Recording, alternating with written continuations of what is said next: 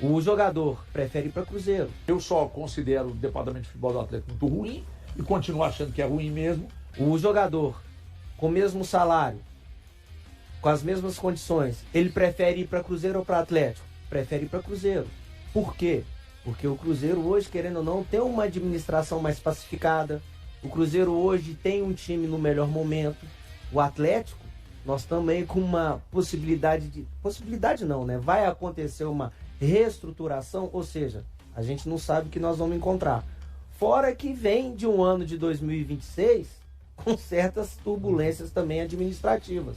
Então são todos fatores que o agente e o jogador pensam muito na hora de uma transferência. Você pegar o Cruzeiro, pagar metade do Wallace, não falando que é pressão para qualquer clube, vai ficar ali mais ou menos, cara. Gente, clube para querer pagar metade do que o Cruzeiro paga próximo, no Brasil? Ô, Rui, que mais tem, cara? Não adianta, você tem 3 partes ali. Isso você tem o jogador, um possível clube interessado e o Cruzeiro. Aí o clube quer, mas quer que o Cruzeiro pague integralmente o salário, o Cruzeiro quer que o outro time pague parte do salário. No final das contas, se o clube quiser e o Cruzeiro quiser e o jogador falar, eu quero ficar aqui. Caso Wallace, Dimara. O Wallace, o Cruzeiro vem tentando uma negociação desde o início do ano. É verdade, né, meu? Pois é um jogador que já não fazia parte, melhor dizendo, dos planos do Tite, não faz parte dos planos do técnico Arthur Jorge, até porque é um jogador que, infelizmente, no Cruzeiro não aconteceu, né?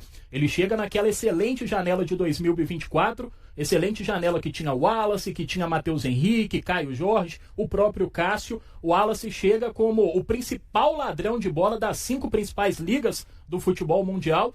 Ele, na época, jogava na Udinese, um grande ladrão de bola, um grande primeiro volante, mas que no Cruzeiro não aconteceu. Então a Raposa tenta uma negociação do Wallace desde o início do ano, mas uma venda definitiva. Até porque o Cruzeiro não quer arcar com parte dos salários dele em relação a empréstimo para outra equipe. Então a situação ainda está travada. Cruzeiro também volta na próxima semana, né? Mesma situação.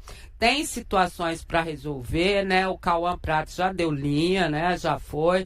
Tem essa história do Kaique Bruno, que tudo indica vá mesmo para o como, né? Apesar da gente continuar repetindo que existem outras propostas de futebol internacional. Tem o Rojas, que deve ser efetivamente anunciado aí. Exatamente. Então vamos lá, Dimara. Situação do Cruzeiro. Dia 23 é a reapresentação do elenco. Então o Cruzeiro tem mais uma semana de folga, né? Mais uma semana de férias até a reapresentação na Toca da Raposa 2 na próxima terça-feira, dia 23 de junho.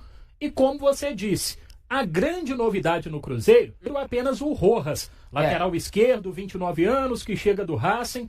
A gente já deu as qualidades do Rojas em programas anteriores, um lateral que chega muito ao ataque, muito incisivo, que esteve na lista dos 55 pré-selecionados para a Copa do Mundo, pela seleção da Argentina. No final ficou o Medina e também o Tagliafico, mas o Rojas, lateral que chega para ser titular no Cruzeiro, muito em função dessa possível saída do Kaique. Rojas, 29 anos, deve assinar contrato nos próximos dias, deve ser apresentado oficialmente como novo reforço do Cruzeiro e provavelmente vai estar no dia 23 junto com todo o elenco, né, na reapresentação na Toca da Raposa 2. Em relação ao Kaique, Dimara, Cruzeiro que tem a proposta do como. Né? O staff do jogador também já trabalha a saída do atleta, então provavelmente nos próximos dias, quem sabe, até o final da semana, até sexta-feira, poderemos ter uma notícia mais concreta em relação à saída ou não do Kaique, mas o que tudo indica é que o jogador, melhor dizendo, deve deixar o Cruzeiro e deve se transferir para o futebol italiano. Lembrando que o Como fez uma grande temporada europeia, foi destaque no campeonato italiano, vai disputar a Champions League, então isso acaba chamando a atenção do atleta, chamando a atenção do staff e também do próprio Cruzeiro, né, que pode lucrar com essa negociação, até pensando numa eventual negociação futura lá na frente, o Cruzeiro mantendo, de certa forma, um percentual do jogador. Só falar uma coisa, e o Colão pode ajudar a gente. O Elcio está falando que o Rojas pode substituir o Tagliafico, né? Ele está contundido. se ele for mesmo cortado da seleção argentina, ele pode ser chamado para o lugar dele.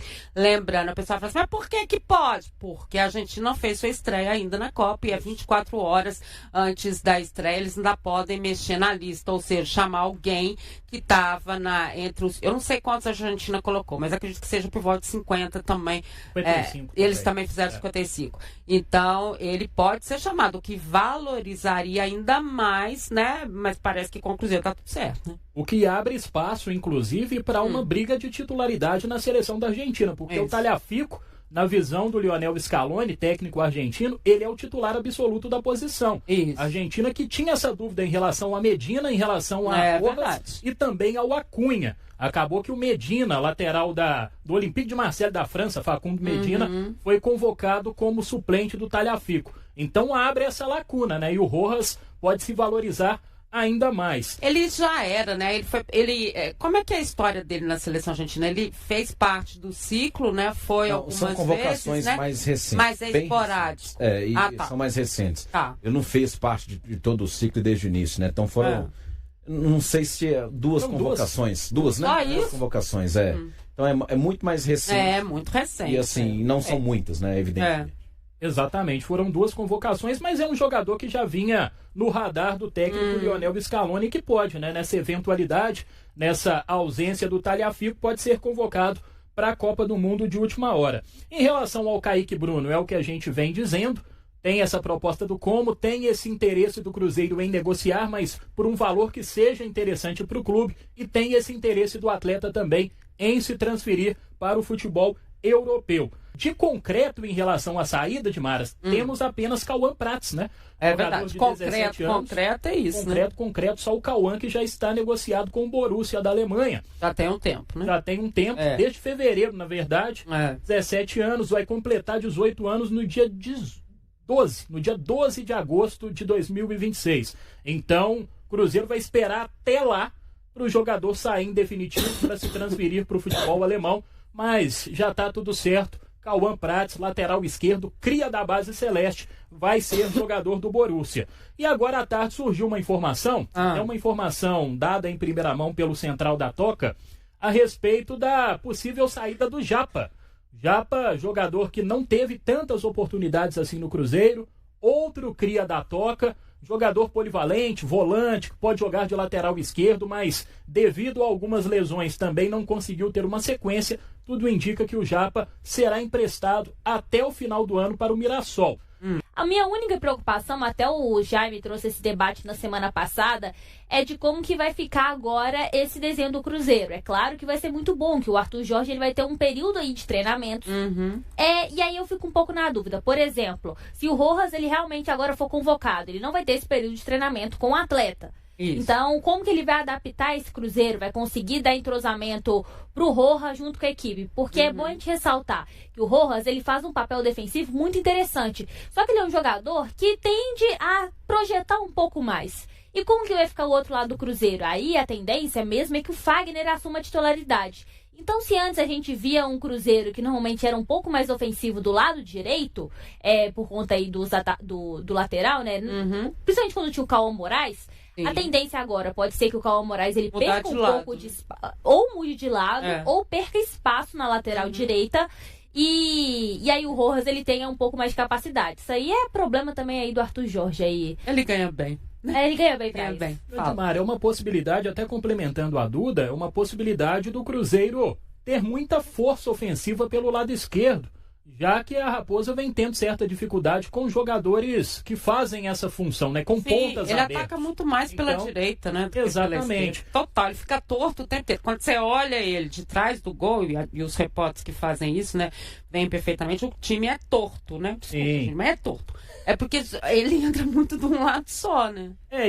E a grande deficiência do Cruzeiro desde o início do ano, na verdade, desde o Leonardo Jardim em 2025, é justamente a ausência de pontas mais incisivos, de jogadores mais verticais. Então o Rojas, por ter essa característica mais ofensiva, acaba complementando esse lado esquerdo do Cruzeiro, que é tão carente de velocidade, né? Desse ponta do 1 contra 1, desse cara que busca a linha de fundo.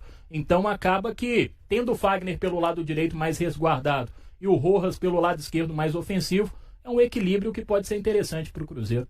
No elenco atual do Cruzeiro, alguns atletas são vistos como possíveis candidatos a deixar o clube, mas a situação de Wallace é tratada como a principal prioridade da diretoria. Desde o começo de 2026, a equipe mineira tenta encaminhar a saída do volante, embora ainda enfrente obstáculos para concretizar a negociação.